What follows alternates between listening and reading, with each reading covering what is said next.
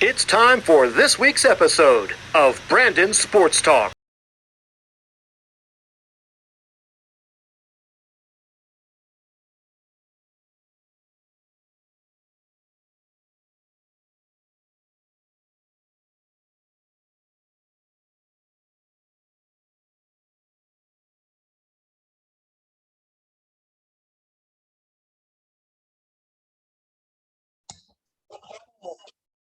Welcome back to Brandon's Sports Talk. In today's episode, I have the privilege to interview Samantha Greenberg, who is a WNBA sports agent. How are you doing today? I'm doing well. How are you? I'm doing good. Can you talk about how you knew that you wanted to get involved in becoming a sports agent on the women's basketball side? Yeah, so I guess even in general, wanting to be an agent, I knew I wanted to be an agent when I was 13 years old. It was the summer of 2008. I was living in Tampa, Florida, where I was living. There wasn't a lot to do as a kid. It was kind of quiet, a lot of like older people. It was more so watching a lot of TV and going to sporting events when I was there. So that summer I spent watching a lot of Entourage. So for anybody that knows, that's ever watched it, I wanted to be like Ari Gold. I saw Ari Gold and I was like, I want to be like that, but I didn't want to do it on the talent side. I was like, I don't really know a lot about the talent industry, but I do know I love sports. So that summer, 2008, was the summer the Tampa Bay Rays ended up going to the World Series against the Phillies. That summer, I spent going to games every day if I could. I mean, I went to Friday, Saturday, and Sunday when they were home, and then I went like during the week if they were at home as well. So that summer, I just spent, meeting players. I remember that was the year they had 3 players go to the All-Star game in New York City. They had Evan Longoria, Scott Kazmir, Denor Navarro. And when they were back, I got to go on the field, personally meet them. And I think I just fell in love with the atmosphere of, being around the Tampa Bay Rays as they were not winning, but more so, just drawing an atmosphere that was so amazing to feel. I knew I wanted to be in that industry in some type of way. So that summer I ended up coming home, and I was like, I wanted to look up like, what do you need to do to become an agent? When you want to be a doctor, you can Google basically all the steps of what you need to do. And for an agent, there wasn't really steps. It wasn't like you need to follow this course load and go get your degree in this and do this. There was no set path. So I ended up looking up like the top 25 sports agents altogether. And I noticed a lot of commonalities in them. A lot of them went to law school. So I was like, all right, I have to go to law school. That's the only way I can become a sports agent. Boy, was I wrong. So I started high school. I followed that path, was like, all right, I want to go to colleges, and become an agent, eventually go to law school and follow that path. But I didn't know where I wanted to go to college. I looked a lot at schools and I was like, what school has a good sports management program? I saw that was a big common like major, but a lot of schools at the time when I was applying didn't have it the way they do today. When I looked at the schools, I want to say like your top schools that you think of now didn't really have a sports management program. A lot of them had exercise physiology. A lot of them had like sports medicine, but they didn't really have like a real sports management path the way they do today. So I was limited more in what schools I wanted to choose. And I feel like I made my decision in, I wanted to get out of where I'm living now in Miami. I wanted to get out. I wanted to see seasons. I wanted to experience something new. So I took a little bit of a leap of faith and I left Florida altogether, ended up moving to Buffalo, New York, where I attended Canisius College. And I went and did my bachelor's there and I was like, all right. And then I came back to Miami and I went to the University of Miami and finished out my major. But what really got me was in the process of, like I said before, you had to go to law school.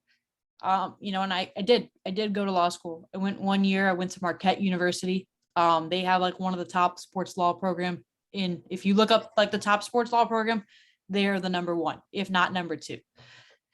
And I went, I had my dream opportunity. I got in, I had actually gotten waitlisted on top of everything. And I was like, all right, I'm not going to go to law school. And then I got in, I lived in Milwaukee for a year, and I said, there's got to be another way to become an agent that I don't need to go to law school. I really was not a fan of law school by any means. Don't get me wrong. If you go to law school and or anybody that wants to be an agent goes to law school, I agree, go to law school. If you love it, you love it. You don't, you don't. But there's other ways to get to the goal. And that's what I always told myself. There's got to be another way to get to this goal. So I came back to Florida, and I ended up doing my master's completely online. And from there at Canisius, which was great because I already knew a lot of the professors. And I was fortunate enough after I finished school to land an internship of where I am today and learn the business and learn from an actual agency itself, so I can become where I wanted to be today. And remember, I'm only in my rookie year, so I'm still learning every day something new that I've never seen before. Of course, what was your time like going to Canisius to do a work studies to obviously become a sports agent? Yeah, Canisius was cold. For living in Miami and never having seen snow, never having seen real seasons, that was a big thing. I moved up to Buffalo, and they had like the two worst winters. The 2 years I was there, they had like the two worst winters they've ever had. I mean, I wouldn't say ever, but in a long time.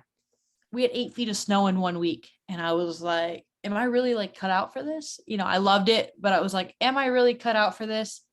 So I ended up, my freshman year of college, I was offered a work study position. So I knew I wanted to work in the athletic department at the college and get like some hands-on experience of working in athletics.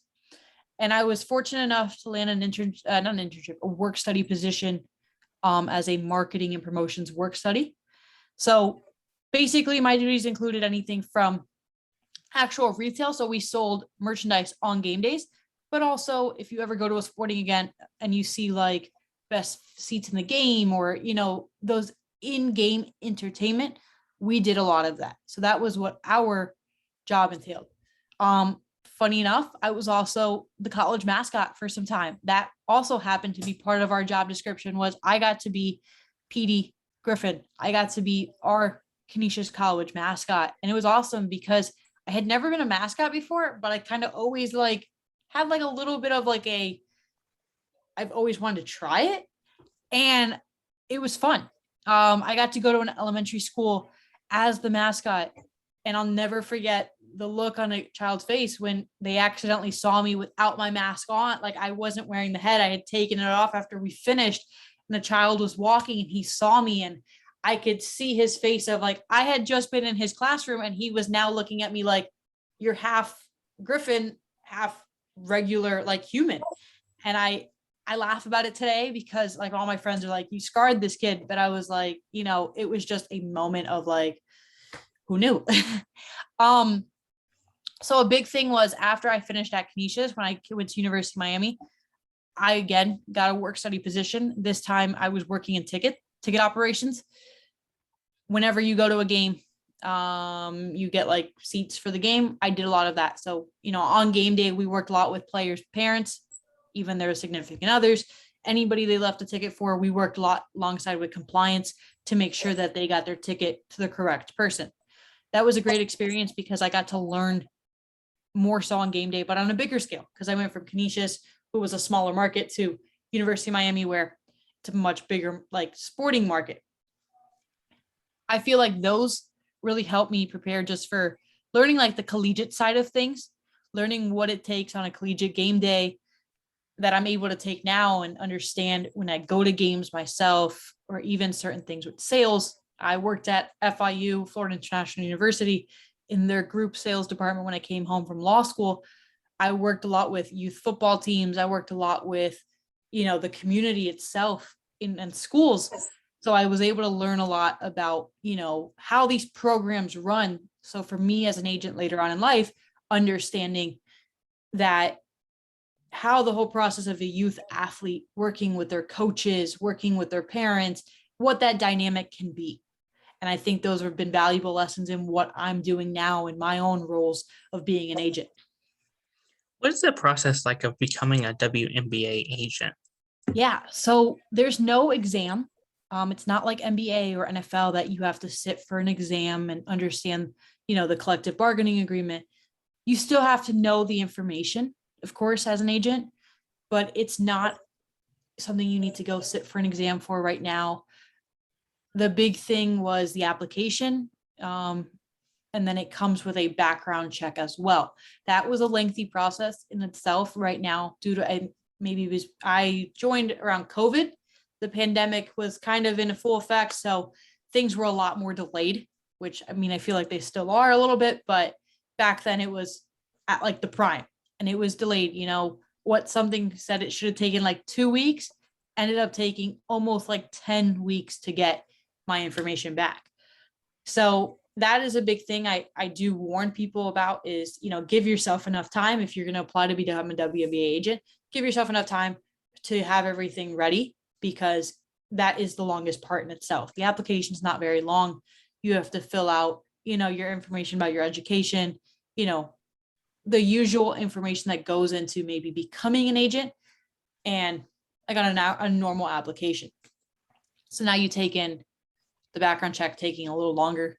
You didn't have to do fingerprints for this one. Over most of them you do. For example, for international, like for FIBA, you do need to get your fingerprints mailed in. So it's just knowing the process there is kind of like, I wish somebody would have told me that, hey, it's going to take like 10 weeks. So I would have prepared beforehand and done it like that. Of course, what is it like as you talk about with FIBA? What is it like, obviously, working with FIBA and also working with the WNBA? Yeah. So international basketball and FIBA in general it's more so every team's a little different. I know for example, the rule just changed recently. But before international basketball with salaries, agents would get a fee from the team directly. So it would not be taken out of the player's contract, but they did just change the rule as of recently that now the player will be paying the agent fee. That is how it is here in the WNBA and the NBA. Is the agent gets a cut, not a cut, but like a fee from the actual player themselves. And now international is following suit.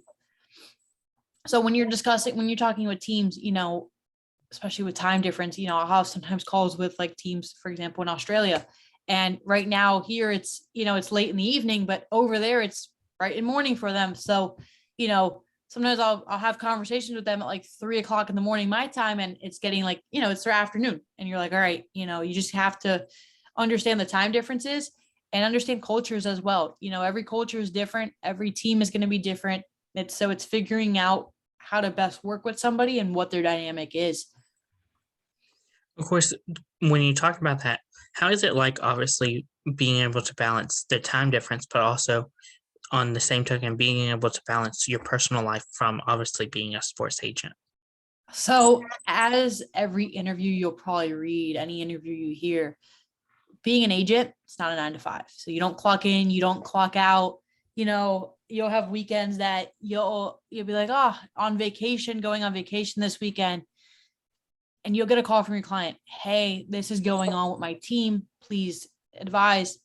And you gotta help them, because they're going through something and you want to be able to help them. So it's not really a 9 to 5. And you're on call 24/7. I think a big thing too is just, understanding what's of high priority and what can wait maybe a few hours so you can enjoy your time too. I think the weekends too is a lot of games are going on the weekends. So it's figuring out your client schedule, figuring out how you work best. Are you a morning person, afternoon, figuring out how you can time manage. That's the biggest key, I would say, because having a personal life and working as an agent can be both, I don't want to say difficult, but it's just getting into a set like time management, determining, okay, hey, this email, highly important, got to take care of this right now.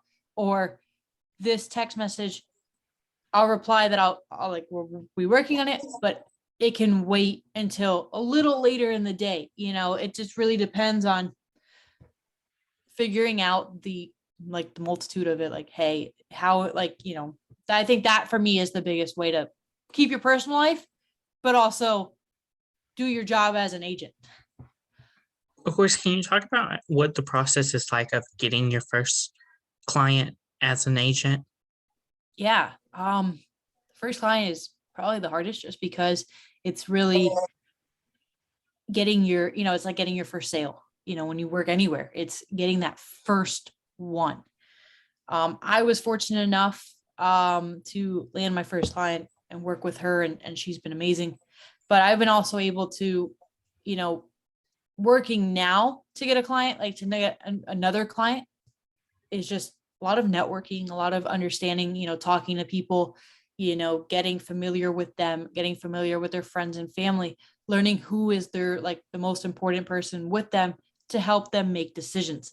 Because as with anything, if you're buying a house, most decisions aren't made just, if you want to get a real estate agent, you're not just being like, I'm just going to go with him. No, you're usually going to do your homework behind things. You want to know further information about them. You want to see if they work well with you, but you also work well with them. And that's a big thing, is trust. So trust is a huge thing when finding a client, and you want this to both be beneficial for each other, because you can have a lot of clients, but if they're not happy with your services, they're not going to refer you to someone else. They're not going to be like, hey, look what my agent has done for me. No, if they're not happy with you, they're going to be like, they're kind of mediocre, or they're not a great agent. So you want to be there for them, and be able to help them out. But also at the same time, a big thing when it comes to recruiting, when it comes to getting a client, is just really, finding a way to get in contact with them. We're lucky enough today to have social media. We have so many social media platforms that you can find a way to reach out to somebody. Email, I feel like, how many emails do we all get on a daily basis from clothing companies, from, Starbucks? Like, how many emails do we really get, and how many emails do we really check? Because I know I can show you my phone right now. I have 800 unread messages on my personal email, my Gmail, that I never read, because I'm like, I'll get to it. And I go through it and I'll look through it. But so imagine somebody of a greater following, greater multitude, how many agents are reaching out to them. Also going through coaches and compliance departments, because you obviously want to do everything through compliance, is finding a way to talk to them, getting introduced, going to their games, being present, in front of them, meeting somebody who helps them make key decisions, whether it's their coach, whether it's a mentor they have, whether it's their family. Because you think about your own decisions you make every day in your life, and who helps you make those decisions. Usually a lot of the times it could be you, but a lot of times when you're making a decision of this multitude, you want somebody who can help you with that. A lot of them are focused on the season, so they won't make time to have calls with agents unless it's really somebody that they want to have a call with. But a lot of times they'll have a parent or coach or mentor do the vetting for them, so they can just be like, hey, please let me know who you guys recommend the best. And that's a big thing, is I think that's where, and getting a client is, finding and establishing those relationships, because networking is a big thing. What is the process like of getting those clients that are coming out of college? Let's say, for example, the UConn Paige Becker, with she coming out of college and going professional. What is that process like of getting a college athlete to, obviously, that is about to become a professional athlete? So usually you're working a lot with teams. WNBA is very different. With the NBA, after March Madness, they have a month, April to June. Yeah, they have 2 months to prepare for the draft. WNBA, March Madness ends, Final Four is beginning of April. WNBA draft is like 2 weeks later. So you're very limited with time, and there's no like testing the waters in WNBA. It's not like WNBA where you can, college players can be like, I'm going to test the waters, see how I'm looking in the draft. No, WNBA, it's more like, are you making your decision or are you not?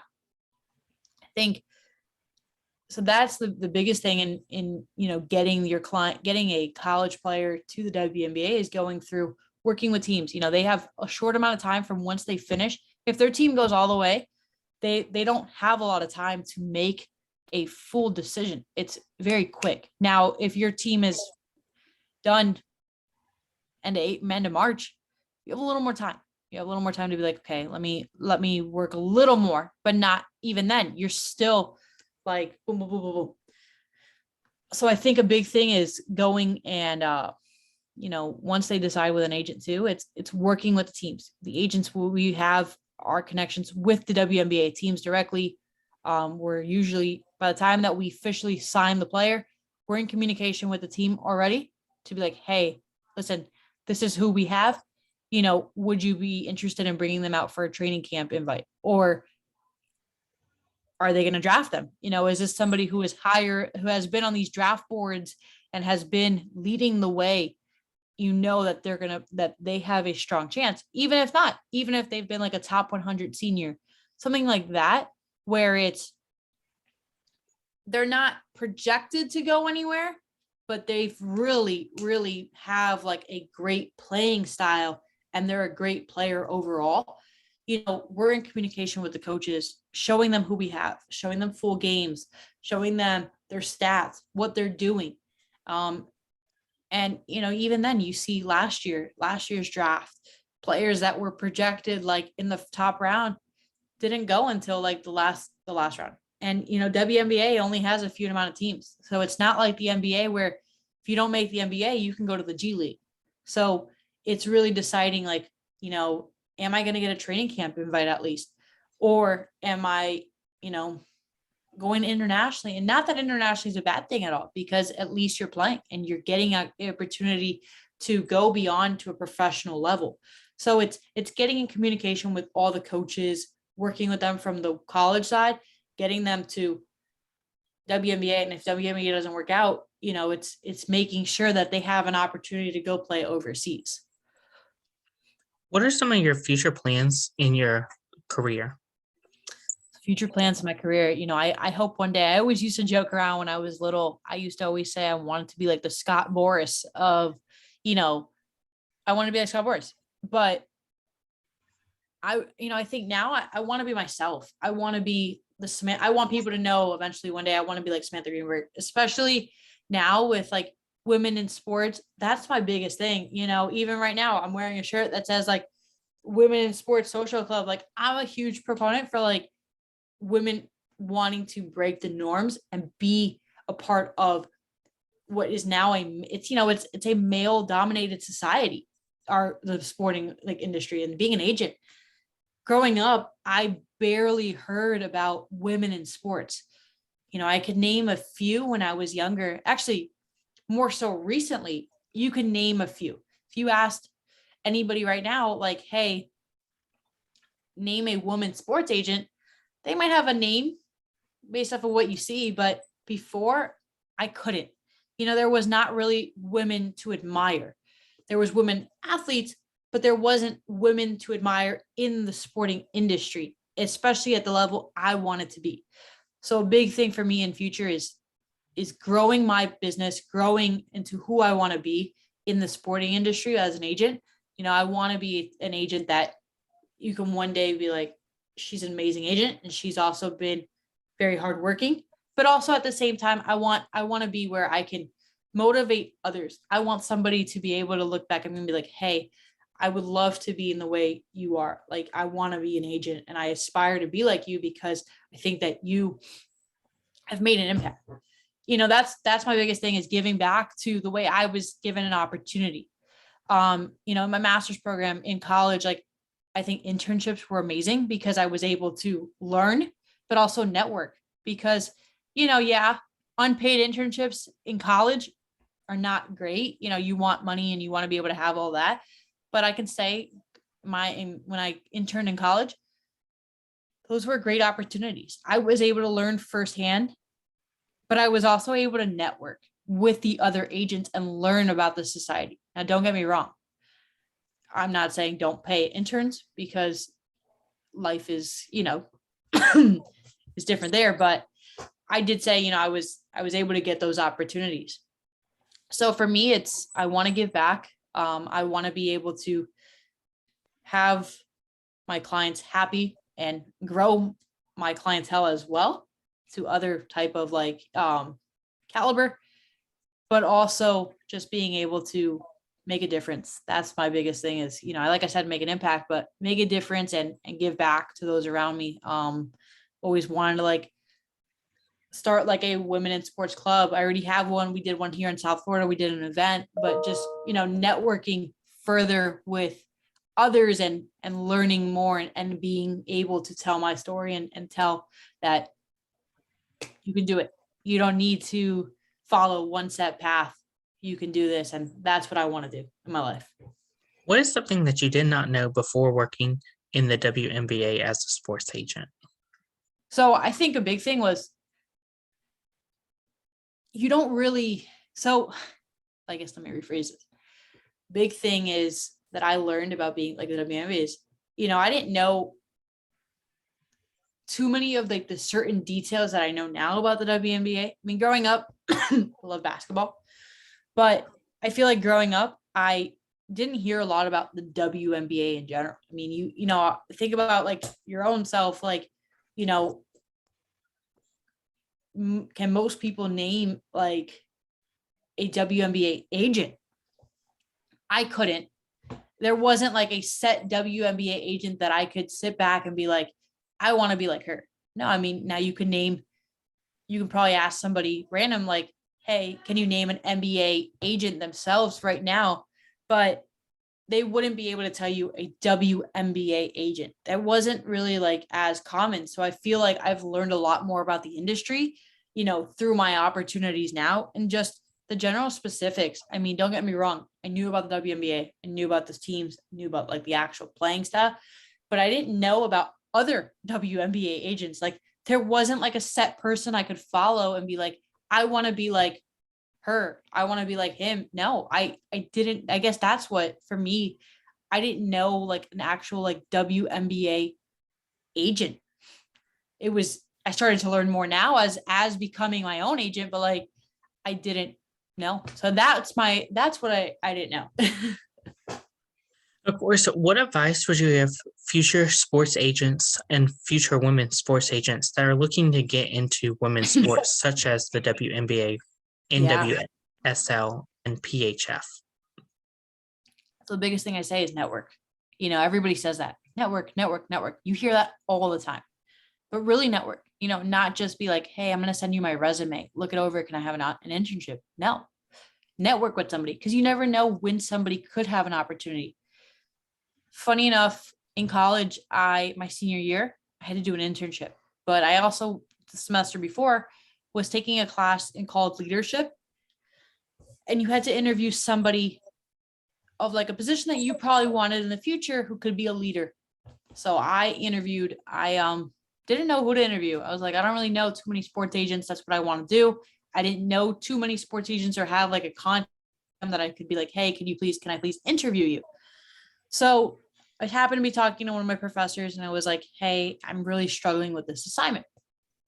Can you please help me out? And my professor was like, yes, I have the perfect alumni.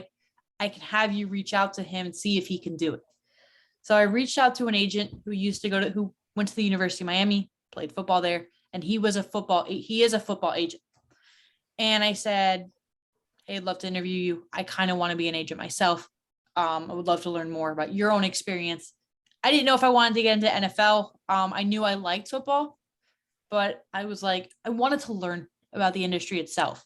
So I ended up interviewing him, did a whole assignment on him. And at the end of it, I sent it to him when it was all completed. He loved it. He was like, hey, appreciate it. Thank you so much.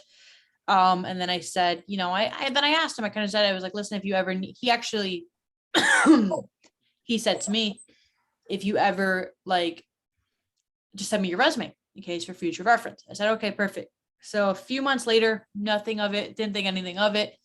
He actually sent me an email. He said, hey, Samantha, please send me your resume again, because I am actually looking for an intern. We're getting into that season. Now, at the time, I wasn't taking an internship class. It wasn't going to be until next semester. So I had to get a special permission, specialty there to be able to do this internship at the time, because it was going to be going into 2 semesters. So I was going to have to but I couldn't give it up. I wanted to do this internship. So you never know. Like I said, if I had just sent him my resume right off the bat and was like, hey, please give me an internship, he would have been like, I don't know you. I mean, I see your resume, I see what you've done, but I don't know you. So again, networking, social media, whether people think it's not great, it has its flaws, has been my best friend. I have been able to network with people I probably would never have spoken to a day in my life otherwise.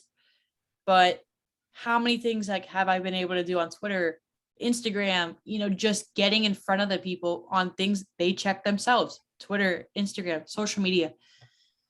I use LinkedIn, but I don't know if I use it all the time.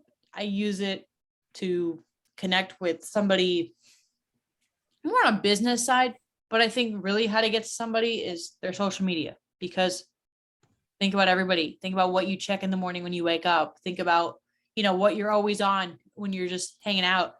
You're on social media.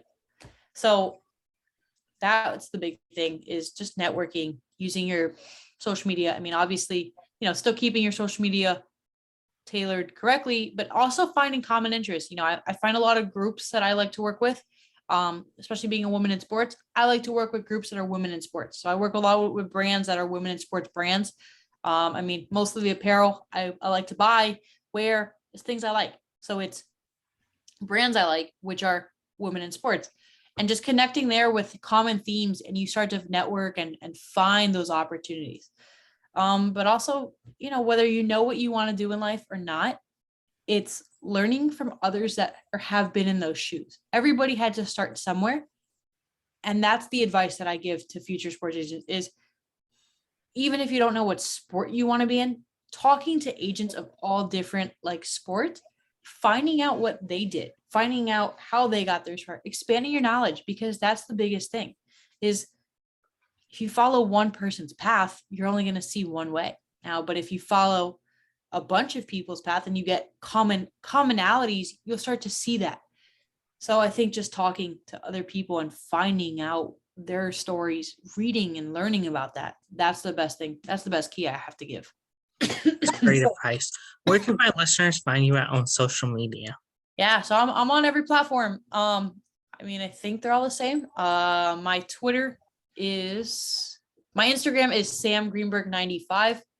My Twitter, I believe, is the same. Sorry about that. Let me just pull that up here. Sam Greenberg 95. Twitter, Instagram, Sam Greenberg 95. I'm on LinkedIn under Samantha Greenberg. I guess that's it. Not really. I mean, yeah. Thank you again, Samantha Greenberg, for your interview, and best of luck in your future as the WNBA sports agent. Thank you. You can find Brandon Sports Talk on Facebook at Brandon Sports Talk, Instagram at Brandon Sports Talk, Twitter at Talk_Brandon, and you can find me on YouTube at Brandon Sports Talk. Don't forget to like, comment, and subscribe. Thank you again, Samantha Greenberg, for your interview, and best of luck in your future. Thank you. You've been watching Brandon Sports Talk. Please feel free to like, share, and subscribe to Brandon Sports Talk on social media and on YouTube.